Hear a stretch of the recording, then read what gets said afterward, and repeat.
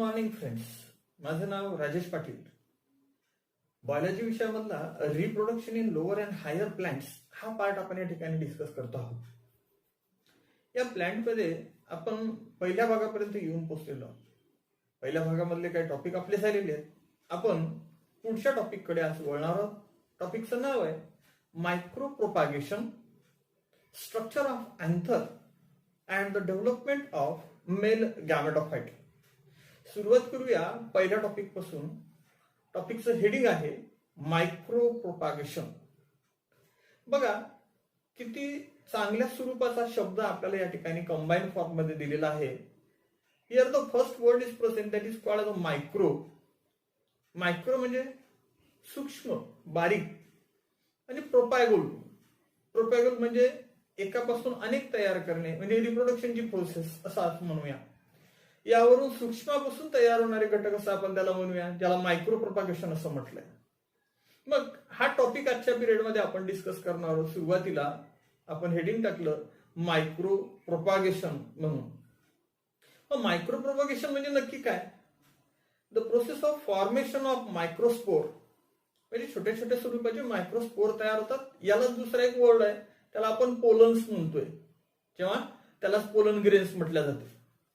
मग आपण म्हणतोय the process of formation of microspore from microspore mother cell by meiosis is called as मायक्रोस्पोरोजेनेसिस.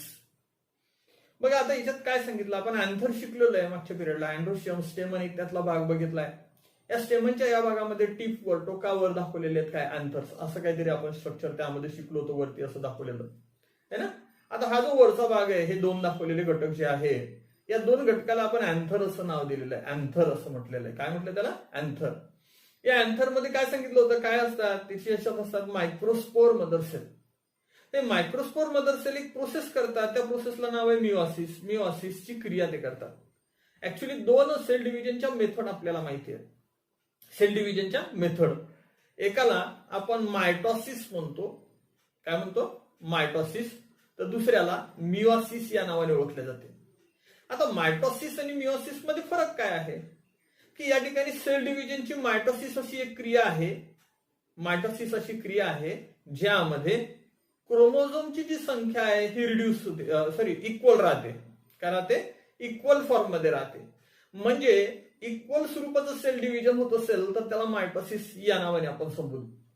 आता दुसरं जे आलं त्याला मिओसिस. आपण इथे बघणार आहोत मिओसिस. मग हे मिओसिस म्हणजे काय?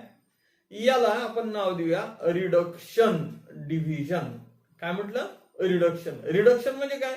जसं आता आपण झेरॉक्स कॉपी काढायला गेलो, आपण एखाद्या कागदाची, खूप मोठा कागद असतो, त्याला काय म्हणतो? हे छोटा करून द्या, रिड्यूस करून द्या म्हणतो. रिड्यूस म्हणजे कमी करणे. म्हणजे याच्यात काय असतात, मायक्रोस्पोर मदर सेल मध्ये जे डिप्लॉइड स्टेट मध्ये असतात, कुठल्या? डिप्लॉइड स्टेट, त्याला 2n असं आपण म्हणतो.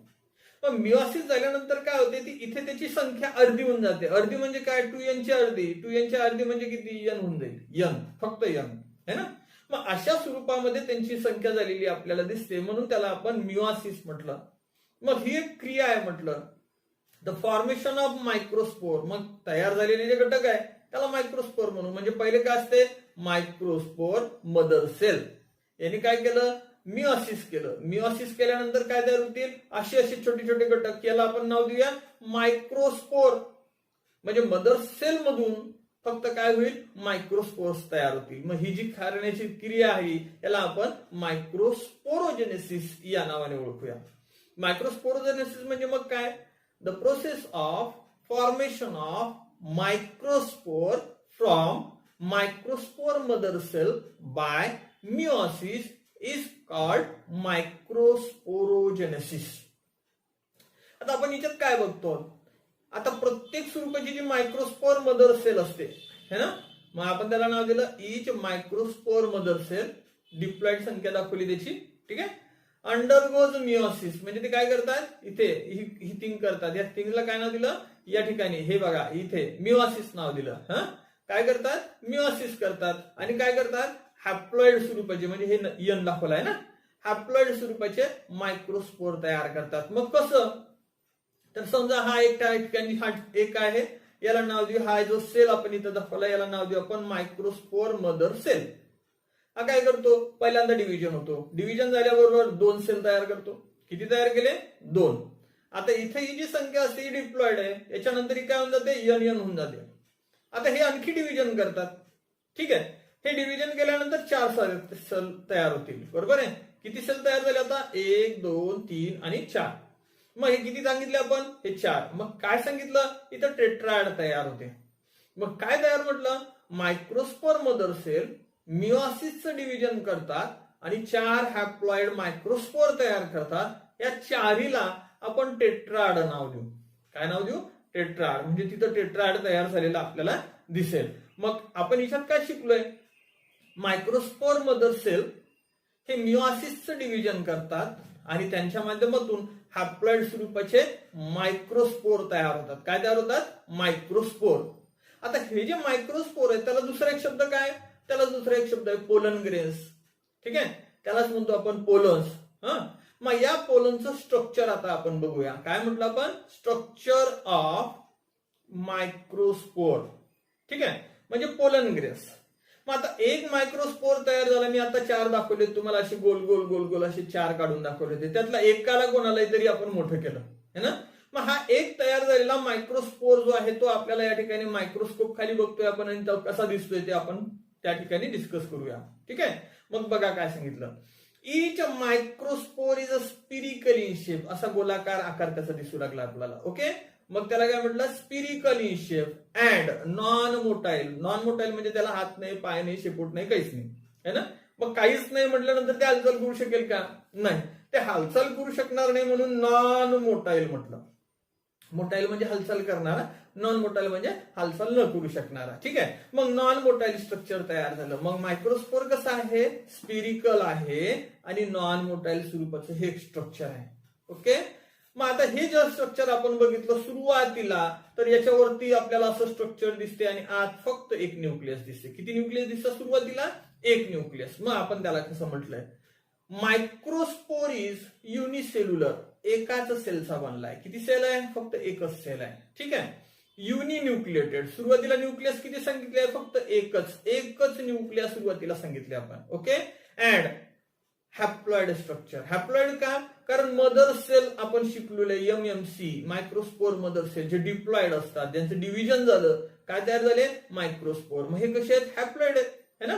Microspore is unicellular, uninucleated and the haploid. म्हणजे कसं आहे, युनिसेल्युलर आहे, युनिन्यूक्लिएटेड आहे आणि हॅप्लॉइड स्वरूपाचं स्ट्रक्चर आहे. मग आता एक स्ट्रक्चर आपण इथं बघतोय, तर या स्ट्रक्चर मध्ये काय दिसते, it is surrounded by 2 layered wall. हे दिसते आपल्याला या ठिकाणी 2 कलर दिसू लागला. समजा हा आतला कलर दिसतोय. ठीक आहे, आतला एक कलर दिसू लागला आणि हा वरती काटेरी दुसरा दिसायला लागला. मग 2 कलर दिसत आहेत, एक वरचा काटेरी आणि दुसरा आतला. ओके, मग 2 स्वरूपाचे वॉल लेयर्ड यामध्ये असताना आपल्याला दिसेल. This is called as a sporoderm. काय म्हटलं आपण त्याला, स्पोरोडर्म. मग आपण काय सांगतोय, each microspore is surrounded by 2 layered wall called as sporoderm. काय म्हटलं, स्पोरोडर्म. डर्मा म्हणजे काय, तर स्किन. डर्मा म्हणजे काय, तर लेअर, वॉल है ना. मग स्पोरच्या वॉल आहेत ना, मग त्या 2 याच्या बनल्या आहेत आणि म्हणून त्याला नाव दिलं स्पोरोडर्म. मग it is surrounded by 2 layered wall called as a sporoderm. आता 2 सांगितले आहेत, एक वरची जी काटेरी दिसते आणि दुसरी आतली है ना. मग जी वरची काटेरी आहे त्याला काय म्हणू, एक्झाईन. काय म्हटलं त्याला, एक्झाईन. दुसरी काय, आतली. त्याला काय नाव आहे, आतली. ही आतली दिसू लागली ब्लूइश ग्रीनिश कलरची आहे ना. याला आता या ठिकाणी नाव दिलं आपण आय, म्हणजे इंटाईन. म्हणजे एक्झाईन आणि इंटाईन अशा 2 वॉल लेअर यामध्ये तयार झालेले दिसतात. मग आपण सांगितलं outer is called as a exine while the inner is called as a entine. म्हणजे एक्झाईन आणि एंटाईन अशा 2 वॉल लेअर यांच्यामध्ये तयार झालेले आपण या ठिकाणी प्रामुख्याने बघतो. आता पहिली जी एक्झाईन तयार झालेली, त्या एक्झाईनच्या संदर्भामधलं पहिलं त्या ठिकाणी डिस्क्रिप्शन बघा. मायक्रोस्पोरचं स्ट्रक्चर आपण बघतो आहोत. एक पोलन ग्रेन, एक मायक्रोस्पोर जो आहे हा वॉल लेअरनी बनलाय. 2 वॉल लेअर त्यांच्यामध्ये आहे. Exine is a thick, smooth or spiny. म्हणजे जी वरची दाखवली आपण, असं गोल काढलाय, वरती असं काटेरी स्ट्रक्चर दाखवलंय ना. हे असं जे काटेरी स्ट्रक्चर दिसते. ठीक आहे, आता हे काटेरी जर असेल तर त्याला म्हणू आपण स्पायनी. काय म्हणू त्याला, स्पायनी म्हणू. आता काही वेळेला काय असते, काही स्पेसिस मध्ये म्हणजे मोनोकॉटच्या ज्या स्पेसिस आहेत यांच्यामध्ये ही जी वरची वॉल लेअर आहे ही अशीच असते, गोलच असते. म्हणजे ती कशी आहे, स्मूथ आहे. मग दोन पद्धतीच्या वॉल लेअर असतात. एक काटेरीवरची लेअर असेल तर त्याला स्पायनी म्हणायचं, जे डायकॉट प्लांट मध्ये शक्यतो आपल्याला दिसते. याचं काम काय राहते की इन्सेक्ट पॉलिनेशन जेव्हा घडते, म्हणजे पॉलिनेशन मध्ये जेव्हा एखादा फ्लॉवर पार्टिसिपेशन करणार आहे, प्लांट पार्टिसिपेशन करणार आहे, तेव्हा त्याचा पोलन ग्रेन स्पायनी जर असला, काटेरी जर असला, तर तो काय होईल, एखाद्या इन्सेक्टला तो सहजतेने चिटकेल आणि त्यांच्या माध्यमातून पॉलिनेशन घडून येईल. त्याला आपण इन्सेक्ट पॉलिनेशन म्हणतो. ठीक आहे. पण मोनोकॉट मध्ये आपल्याला तसं दिसत नाही. त्यांचं पॉलिनेशन वाइंडच्या माध्यमातून असेल किंवा इतर कुठल्या थीम मधून असेल, है ना. मग त्याच्यासाठी कसं असतो, त्याचा वॉल स्मूथ असतो, स्मूथ, है ना. मग एक्झाईन जी आहे ही थिक आहे, जाड आहे. जाडच नसून त्या ठिकाणी आपण काय सांगितलं, exine is a thick, it is a smooth or spiny. म्हणजे दोन वेगवेगळ्या स्पेसिस मध्ये दोन वेगळ्या पद्धतीने ते असू शकेल. डायकॉट मध्ये स्पायनी, मोनोकॉट मध्ये स्मूथ. पर्टिक्युलरली किंवा जनरली आपल्याला अशा पद्धतीचं दिसते. Exine is a made up of the complex non biodegradable substance called as a sporopollenin. मग एक्झाईन कशाची बनलेली आहे, कॉम्प्लेक्स स्वरूपाच्या सबस्टन्सची बनलेली आहे, जो बायोडिग्रेड होत नाही. म्हणजे ज्याच्यामध्ये सडण्या कुजण्याची क्रिया घडणे किंवा पुन्हा तयार होणे या सगळ्या क्रियेला भरपूर टाइम लागतो. म्हणजे बायोडिग्रेडेबल सबस्टन्स नाही. म्हणजे ज्याला काय म्हटलं आपण, बायोलॉजिकल एजंटच्या माध्यमातून त्याचं डिग्रेडेशन होत नाही, म्हणून त्याला नाव दिलं बायोडिग्रेडेबल सबस्टन्सेस कॉल्ड ॲज अ स्पोरोपोलिनिन. काय नाव आहे, स्पोरोपोलिनिन. क्लिअर झाली इथपर्यंत. एक्झाईन एक तर ती थिक आहे, स्मूथ आहे किंवा स्पायनी आहे. कॉम्प्लेक्स स्वरूपाच्या सबस्टन्सची जी बनली आहे तो सबस्टन्स नॉन बायोडिग्रेडेबल आहे, त्याला स्पोरोपोलिनिन या नावाने आपण ओळखतो. आता हा जो स्पोरोपोलिनिन आहे त्याचं महत्वाचं कार्य आहे. हा काय करतो, रेझिस्टन्स टू केमिकल. म्हणजे रेझिस्टन्स टू केमिकल म्हणजे काय, हा रेझिस्ट करतो, कुठल्या केमिकलचा अटॅक त्यांच्यावर होऊ देत नाही, म्हणून त्याला आपण रेझिस्टन्स टू केमिकल असं म्हटलं आहे ना. म्हणजे रेझिस्टन्स पॉवर वाढवणे असं आपण त्याला त्या ठिकाणी इनडायरेक्ट फॉर्म मध्ये म्हणू शकतो. ठीक आहे. मग स्पोरोपोलिनिन कसा आहे, हा त्या पोलन ग्रेनला रेझिस्टन्स देतो केमिकलशी. Exine shows very thin areas at some places. We call this as a germ pore. आता बघा, आता यात काय सांगितलं, सगळ्यात महत्वाचा घटक आता आपल्याला या ठिकाणी बघता येईल तो म्हणजे काय, की समजा आता या ठिकाणी हे स्ट्रक्चर बघितलं आपण, हे पोलन ग्रेनचं स्ट्रक्चर बघितलंय. ठीक आहे. क्लिअर दिसायला लागलं तुम्हाला सगळ्यांना. आता बघा, हा एकदम क्लिअर असणारा हा जो पार्ट आहे, इथं वरती पहा काय नाव दिलेलं आहे, वरती सगळ्यात वरती इथे एक नाव दिलेलं आपल्याला दिसू लागलं. काय नाव आहे, ह्या सगळ्यात वरती दिसलेलं हे एक नाव आपण बघतो. हे जे नाव आहे हे, याला एक्झाईन नाव आहे. ही सगळे वर्ष काटेरी भाग दिसू लागलाय ना, त्याला एक्झाईन नाव दिलेलं आपल्याला दिसेल. तर आतला हा जो स्मूथ दिसू लागलाय ना, हा आतला, याला नाव दिलंय इंटाईन. बघा, आता ही जी एक्झाईनची लेअर आहे, कुठली, एक्झाईनची जी लेअर आहे, ही एक्झाईनची लेअर आपण आत्ताच सांगितल्याप्रमाणे काही वेळेला काय होते, हे बाई इथून निघली, इथपर्यंत गेली, मदत गॅप आला, इथून इथपर्यंत आली, मदत गॅप आला, नंतर गॅप आला, ही गॅप आला. हा जो गॅप आहे तिथे छोट्याशा स्वरूपाचं पोर असते. इथे दिसायला लागलं आपल्याला एक छोटस पोर. या पोरला नाव आहे जर्म पोर. काय म्हटलं त्याला, जर्म पोर. काय असते तिथे, जर्म पोर असते. ठीक आहे. काय असते सांगितलं, जर्म पोर असताना आपण त्या ठिकाणी बघतो. मग त्याच ठिकाणी आपण तेच इथे डिस्क्रिप्शन करतो. एक्झाईन वर छोट्या स्वरूपाचा एरिया असतो काही ठिकाणी आलेला, त्याला आपण जर्म पोर असं म्हणतो. Exine shows very thin areas at some places, it is called as a germ pore. मग या जर्म पोर मधून काय असते, समजा आता या ठिकाणी हा असा स्ट्रक्चर काढला मी, एक मिनिट इथे बरोबर बघू आपण एकदा. समजा हा या ठिकाणी एक स्ट्रक्चर काढलाय. या स्ट्रक्चरच्या वरती ही जी आहे ही एक्झाईन आहे. ठीक आहे. आणि इथं हे एक छिद्र आहे, त्याला जर्म पोर म्हणूया. आता या जर्म पोर मधून काय होते, अशी एखादी ट्यूब बाहेर येत असते. काय येत असते, ट्यूब. त्या ट्यूबला नाव काय, याला ट्यूबला नाव आहे पोलन ट्यूब.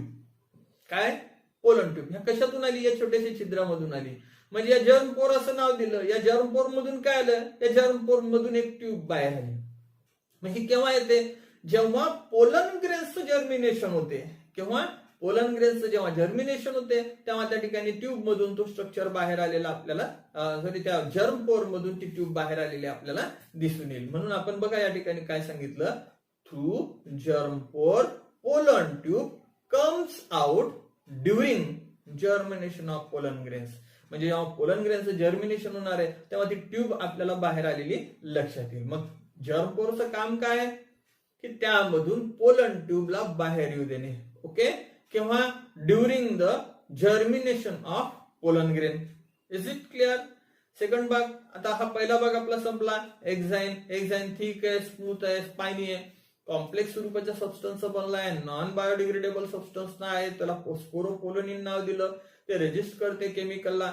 या एक्झाईनवर काही अंतरावर काही जागा थिन स्वरूपाची झाली, त्याला जर्मपोर नाव दिलं. या जर्मपोर मधून पोलन ट्यूब बाहेर येते पोलन ग्रेनच्या जर्मिनेशनवर. ठीक आहे.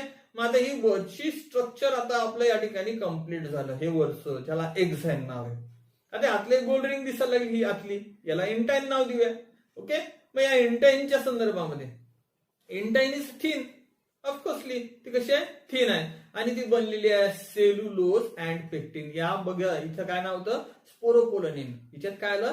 सेल्युलोज आणि पेक्टिनची इनर लेअर बनलेली आपल्याला लक्षात येईल. कुठली? आतली लेअर. कशाची बनली? या ठिकाणी सेल्युलोज आणि पेक्टिनची. बघा इथे आपण दाखवलंय, आत्ताच दाखवलं आपण. या ठिकाणी हा दिसेल, हा इथला जो भाग आहे हा, याला नाव आहे एक्झाईन, दुसरा आहे एंटाईन. बघा इथे जर्मपोर दाखवलं, एकच दाखवलं ह्या ठिकाणी है ना. असे जर्मपोर वेगवेगळ्या स्वरूपात त्या ठिकाणी असताना आपल्याला लक्षात येईल. थोडक्यात सांगायचं तात्पर्य काय? याचं काम काय आहे?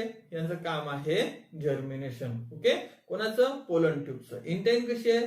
इंटाईन थिन आहे, सेल्युलोज आणि पेक्टिनची ती बनलेली इंटाईन वॉल लेअर आहे. ठीक आहे. बघा इथं बघितलं आपण स्ट्रक्चर ऑफ मायक्रोस्पोर. मग मायक्रोस्पोर झाला. आता इथं डेव्हलपमेंट घडून आणणार आहोत आपण. मेल गॅमेटोफाइट कसा तयार होतो याचं डिस्क्रिप्शन बघणार आहोत. मग आपला आता हेडिंग आहे डेव्हलपमेंट ऑफ मेल गॅमेटोफाइट. काय हेडिंग आहे आपलं? Development of male gametophyte. Is it clear? म्हणजे मायक्रोस्पोर पोलन ग्रेन्स तयार झालेल्या पोलन ग्रेनचं स्ट्रक्चर आपण बघितलं. आता ते डेव्हलपमेंट त्याची कशी होते आणि ते मेल गॅमेटोफाइट तयार कसे करतात ते स्ट्रक्चर आपण बघणार आहोत. ठीक आहे. म्हणजे मेल गॅमेट्स तयार करणारं स्ट्रक्चर.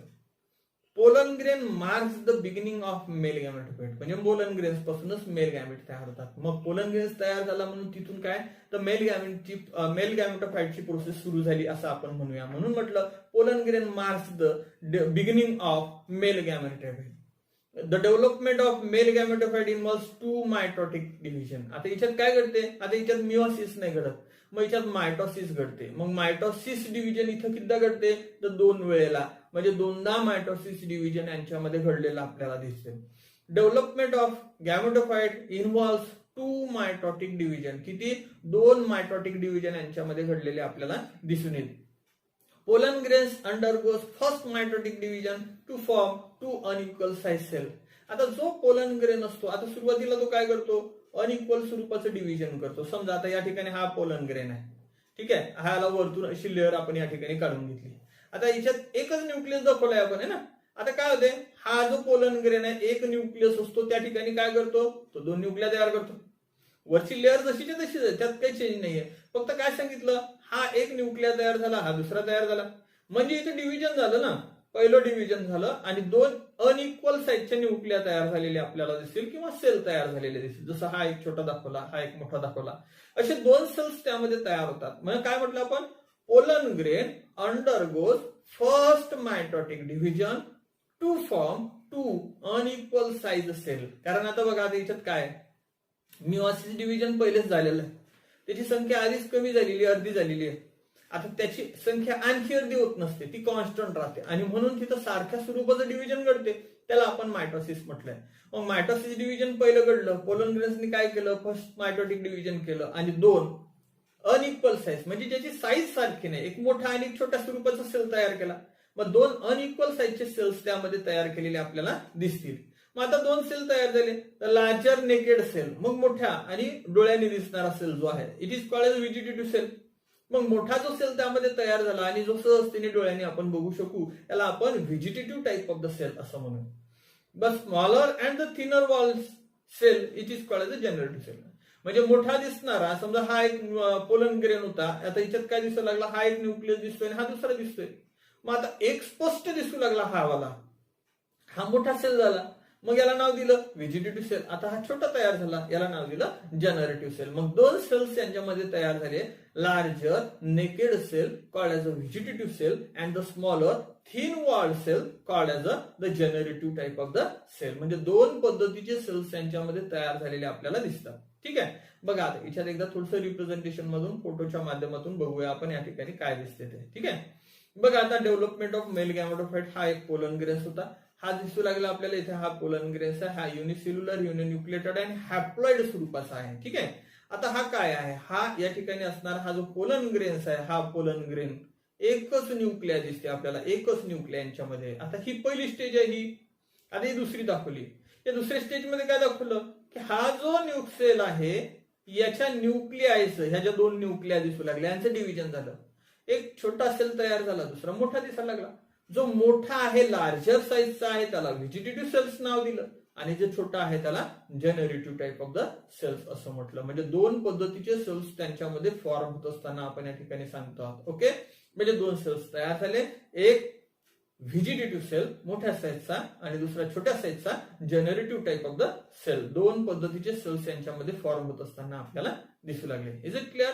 पुढे बघा, the vegetative cell is rich in food. Vegetative cells मध्ये काय तर फूड आहे, न्यूट्रिटिव्ह फूड असं आपण म्हणूया. Having irregular shape type of the nucleus, आणि त्याचा न्यूक्लियस सुद्धा काही शेप मध्ये नसतो. ओके, म्हणजे आता आपण बघितलं असं एक स्ट्रक्चर, एक मोठा सेल आणि दुसरा असा छोट्याशा साईड मध्ये इथे दुसरा दाखवला आहे ना. माझा मोठा आहे हा व्हेजिटेटिव्ह सेल आहे. मग या व्हेजिटेटिव्ह सेल मध्ये काय, यात फूड आहे आणि इरेग्युलर शेप, हा काही शेप नाही याला, हा न्यूक्लियस आहे. ठीक आहे, हा इथे दाखवला आपण, हा न्यूक्लियस आहे. आता generative cell float in the cytoplasm of vegetative cell. आता आपण म्हणूया हा व्हेजिटेटिव्ह सेल आहे, त्याचाच हा सायटोप्लाझम आहे. तिच्यातच हा छोटा सेल तरंगू लागला, फ्लोट होऊ लागला. मग याला काय नाव दिलं, याला नाव दिलं व्हेजिटेटिव्ह सेल. ओके, मग आता याला नाव दिलं जनरेटिव्ह सेल, कारण व्हेजिटेटिव्ह सेलच्या सायटोप्लाझम मध्ये हा जनरेटिव्ह सेल फ्लोट होत असताना आपण या ठिकाणी दाखवतो. बरोबर आहे. आता काय होते, the second meiotic division is now concern with the generative cells only. आता हा जो जनरेटिव्ह सेल आहे, जी म्हणू आपण त्याला, हा जनरेटिव्ह सेल यांचंच फक्त या ठिकाणी डिव्हिजन होते.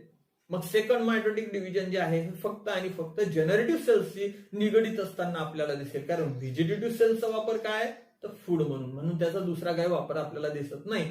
मग इथं असताना हा जनरेटिव्ह सेल आहे, या जनरेटिव्ह सेलच फक्त या ठिकाणी डिव्हिजन होते. जनरेटिव्ह सेल हा सेकंड मायटोटिक डिव्हिजन करतो. ठीक आहे, जनरेटिव्ह सेल्स डिव्हाइड होतो. Generative cell divide and give rise to two non motile male gamete. याचं डिव्हिजन होते आणि काय होते, या ठिकाणी दोन नॉन मोटाईल स्वरूपाचे म्हणजे हालचाल न करणारे मेल गॅमेट्स तयार झालेले आपल्याला या ठिकाणी दिसून येईल. बघा आता पुन्हा एकदा आपण या ठिकाणी या चित्राकडे बघूया. या डायग्राम मध्ये आपल्याला काय दिसू लागलं, या डायग्राम मध्ये आपण पुन्हा एकदा या ठिकाणी बघू काय दिसतंय. हा बघा, हा खालचा जो भाग आहे हा जनरेटिव्ह सेलचा होता, हा वरचा जो आहे हा व्हेजिटेटिव्ह सेलचा होता. आता व्हेजिटेटिव्ह सेल जो आहे तो तसा राहतो, मात्र हा जो जनरेटिव्ह सेल आहे हा डिव्हाइड होतो. हे सी नावाची डायग्राम आहे. आपण डी कडे बोलूया. डी मध्ये काय दाखवलं, इथं पहिले दोन न्यूक्लिया तयार झालेल्या आणि नंतर हे दोन क्लिअर कट स्वरूपाचे न्यूक्लिया तयार झालेले आपल्याला दिसतात है ना. म्हणजे आपण थोडक्यात काय सांगतोय, इथं डिव्हिजन होऊ लागलं आणि डिव्हिजन होऊन काही स्ट्रक्चर फॉर्म झालेले आपण या ठिकाणी दर्शवतो. डिव्हिजन होऊन स्ट्रक्चर तयार होणे. ठीक आहे, आता बघा, the mitotic division of the generative cell takes place either in the pollen grain or in the pollen tube. आता कसं आहे, हा पोलन ग्रेन आहे, इथे एक मोठ्या स्वरूपाचा हा व्हेजिटेटिव्ह सेल तो होताच, त्या व्यतिरिक्त हा जनरेटिव्ह सेल सुद्धा होता असा स्वरूपाचा. आता हा जनरेटिव्ह सेल जो आहे हा मायटोटिक डिव्हिजन करतो. समजा हा सेल इथे, हा व्हेजिटेटिव्ह सेल जसं तसा. आता डिव्हिजन कोणाचं, जनरेटिव्ह सेल. हा काय करतो, दोन गॅमेट्स तयार करतोय. मग हे एक तर या पोलन ग्रेन्स मध्ये होऊ शकते किंवा हा पोलन ग्रेन्स काही वेळेला काय करतो, हा पोलन ग्रेन्स काही वेळेला अशी एक ट्यूब तयार करतो ज्याला पोलन ट्यूब म्हटले आपण. ठीक आहे, आता या पोलन ट्यूब मध्ये हे मेल गॅमेट्स येतात, म्हणजे या ठिकाणी जनरेटिव्ह सेल येतात आणि हे जनरेटिव्ह सेल इच्यात डिव्हाइड होतात. बरोबर आहे. मग जनरेटिव्ह सेल मायटोटिक डिव्हिजन जे करणार आहे, एक तर ते पोलन ग्रेन मध्ये करणार किंवा पोलन ट्यूब मध्ये करणार. म्हणजे आपण बघा काय सांगितलंय, आपण असं सांगितलं या ठिकाणी की इथे असणारा मायटोटिक डिव्हिजन जे जनरेटिव्ह सेल्स आहे हे either takes place with in the pollen grains or in the pollen tube. म्हणजे कुठेतरी कुठल्या तरी भागामध्ये या ठिकाणी हे डिव्हिजन घडत असताना आपल्याला लक्षात येईल. Okay. In most of this angiosperm at this 2 cell stage, म्हणजे जास्तीत जास्त अँजिओस्पर्मिक मध्ये या 2 स्टेज मध्ये 2 सेलचं तयार झालेली ही जी स्टेज आहे, the pollen grains are shed from the anther. म्हणजे काय होतो, पोलन ग्रेन्स त्यांच्या अँथर मधून त्या ठिकाणी बाहेर आलेला आपल्याला दिसतो. म्हणजे तो त्या ठिकाणातून बाहेर जातो असं आपण त्या ठिकाणी थोडक्यामध्ये सांगतो. म्हणजे तो काय करतोय, बाहेर जातो म्हणजे नक्की काय करतोय, तो पॉलिनेशन मध्ये पार्टिसिपेशन करत असताना आपण या ठिकाणी दर्शवलेला आहे. ओके. म्हणजे तो पॉलिनेशन मध्ये भाग घेतोय असं आपण दर्शवलं. Is it clear. मग आता थोडक्यामध्ये आणखी शेवटचा भाग आपण एकदा पुन्हा लक्षात घेऊ. हा जो पोलन ग्रेन्स आहे युनिसेल्युलर, युनिन्यूक्लिएटेड अँड हॅप्लॉइड स्वरूपाचा, तो डिव्हायडेशन करतो. दोनदा मायटोटिक डिव्हिजन त्यांचं घडते. पहिलं घडलं, 2 सेल तयार झाले, एक छोट्या स्वरूपाचा जनरेटिव्ह सेल, मोठ्या स्वरूपाचा व्हेजिटेटिव्ह सेल. आता व्हेजिटेटिव्ह सेलचं काम काय, फूड म्हणून युज होणं. ठीक आहे, म्हणून त्याचं पुढचं काही काम राहिलेलं नाही. आता जनरेटिव्ह सेल जनरेट होणार आहे, त्याचं नाव दिलं जनरेटिव्ह. जनरेटिव्ह म्हणजे पुन्हा तयार करणार, पुन्हा तो सेल काहीतरी तयार करणार आहे ना. मग तो तयार काय करणार आहे, 2 मेल गॅमेट्स तयार करणार आहे. मग आता तो त्या ठिकाणी डिव्हिजन करणार. मग सेकंड मायटोटिक डिव्हिजन फक्त जनरेटिव्ह सेलचं होते आणि 2 मेल गॅमेट्स तयार होतात. आता तयार झालेले मेल गॅमेट्स एक तर कशात, तर फक्त या पोलन ग्रेन्स मध्ये तयार होतील, किंवा इथं दाखवलेली ही ट्यूब आहे ज्याला पोलन ट्यूब म्हटलं है ना. म्हणजे जनरेटिव्ह सेल एक तर डायरेक्ट पोलन ग्रेन्स मध्ये डिवाइड होणार किंवा या पोलन ट्यूब मध्ये डिवाइड होणार. शक्यतोवर आपण या ठिकाणी म्हणू पोलन ट्यूब मध्ये होईल, अँजिओस्पर्म मध्ये त्या ठिकाणी घडते. आता हा जो या ठिकाणी आपण बघू, हा जो काही या ठिकाणचा स्ट्रक्चर होता अँथरचा, हिच्यात हे पोलन ग्रेन्स तयार झाले असे. आता हे अँथरची वॉल फुटते, बरोबर आहे, हे अँथरची वॉल फुटते. आता अँथरची वॉल फुटली तर काय होईल, अँथरची वॉल फुटली म्हणजे यात असणारे पोलन ग्रेन्स बाहेर जातील. काय होतील बघा. आता या ठिकाणी हा एक अँथर, हा दुसरा अँथर होता आणि ही त्याचे फिलामेंट होती. आता हे अँथर फुटले म्हणजे यात असणारे जे असंख्य स्वरूपाचे पोलन ग्रेन्स असतील बाहेर येतील आणि ते पॉलिनेशन करतील. काय करतील, पॉलिनेशन. म्हणजे पॉलिनेशन म्हणजे ट्रान्सफर, त्या अँथरची त्या पोलन ग्रेनची ट्रान्सफर तिथे घडेल. बरोबर आहे. म्हणजे काय सांगितलं आपण, they will be shed off from the parents one. म्हणजे पॅरेंट्स मधून ते बाहेर निघालेले आपण या ठिकाणी बघणार आहोत. थोडक्यात काय केलं आपण, एक स्ट्रक्चर बघितलं शेवटी. कुठलं स्ट्रक्चर, हे वालं स्ट्रक्चर आपल्याला दिसेल, हे इतकं स्ट्रक्चर म्हणजे कोणतं बघा. आता या ठिकाणी मी तुम्हाला या ठिकाणी थोडंसं स्ट्रक्चर हे झूम करून दाखवतो. आता बघा या ठिकाणी काय झालं, हे जे स्ट्रक्चर आपल्याला दिसू लागले, या स्ट्रक्चर मध्ये काही पार्ट्स दिसायला लागले. काय दिसायला लागले, काही पार्ट्स. ओके. काही पार्ट्स म्हणजे कोणते, की जसं ही एक ट्यूब दिसायला लागली, ही याला पोलन ट्यूब नाव आहे. याच्यात काय दिसायला लागले, हे 2 मेल गॅमेट्स दिसत आहे, एक ट्यूब न्यूक्लियस दिसू लागला आणि हे बाजूला आणखी काय, हा सगळा दिसू लागला, हा सायटोप्लाझम दिसतोय.